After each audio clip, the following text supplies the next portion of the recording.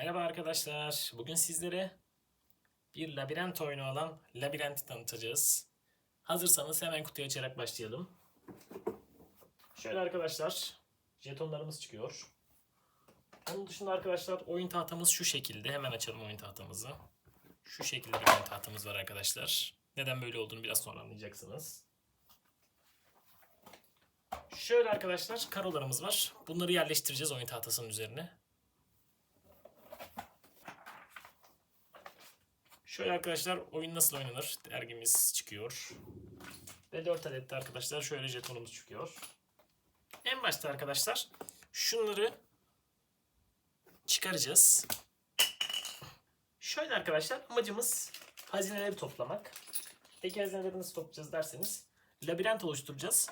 Ve labirentteki karoları kaydıracağız. 4 adet piyonu 4 köşeye 4 oyuncu olarak yerleştirelim. Daha sonra arkadaşlar şu kareleri çıkaracağız. Bunları ters çevireceğiz arkadaşlar ve rastgele olacak şekilde şu labirente yerleştireceğiz. Hemen onu da halledelim.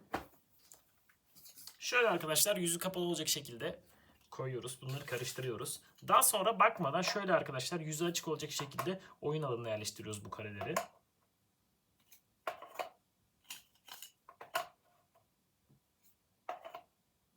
Evet arkadaşlar labirentimizi kurduk şimdi.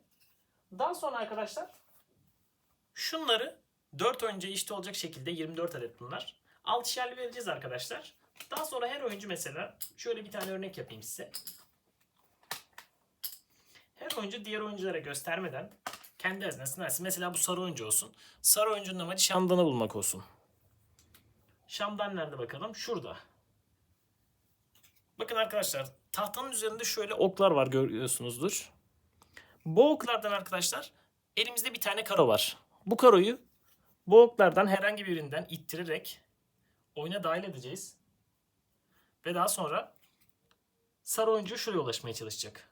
Diğer oyuncular arasında mesela yeşil oyuncu da mesela buraya ulaşmaya çalışsın. Her oyuncu sıra kendisine geldiğinde labirenti hesaplayarak hazineye ulaşabileceği en mantıklı yolu seçmelidir. Bir de şöyle bir olay var. Mesela şu anda sıra sarı oyuncuda arkadaşlar. Sarı oyuncu bir hamle yapacak. Hamle yapmak zorunda bu arada arkadaşlar. Labirenti ittirmeden çünkü hareket edemiyoruz. Mesela sarı oyuncu için nasıl yapalım? Şu anda arkadaşlar sanki sarı oyuncu için mantıklı gibi bakın. Bunu yapıyoruz. Ve daha sonra arkadaşlar hamlemizi yapacağız. Mesela bize hangi hamle avantajlı olabilir diye bir hesap etmeliyiz. Şöyle bakın arkadaşlar. Labirentte arkadaşlar açık yol boyunca ilerleyebiliriz. Şuraya gelmemiz bizim için avantajlı olabilir sarı oyuncu için. İstediğimiz noktada da durabiliyoruz arkadaşlar. Duvarlardan geçemiyoruz. Bütün açık beyaz yollardan geçebiliyoruz. Mesela şimdi yeşil oyuncu arkadaşlar. Çıkan karoyu da sıra hangi oyuncudaysa o alacak ve o oyuna sokacak. Yeşil oyuncu ne demiştik? Ejderha demiştik. Şunu. O nerede? Şurada. Ona ulaşmak için ne yapabilir mesela? Düşünelim hemen. O da şu soldan sokabilir arkadaşlar. O mantıklı gibi. Hemen. Daha sonra yeşil oyuncu hamlesini yapacak arkadaşlar. Bakın yeşil oyuncu da şuradan ilerleyerek şöyle gelip şurada durabilir. Hazinenin direkt dibinde. Amacımız bu arkadaşlar.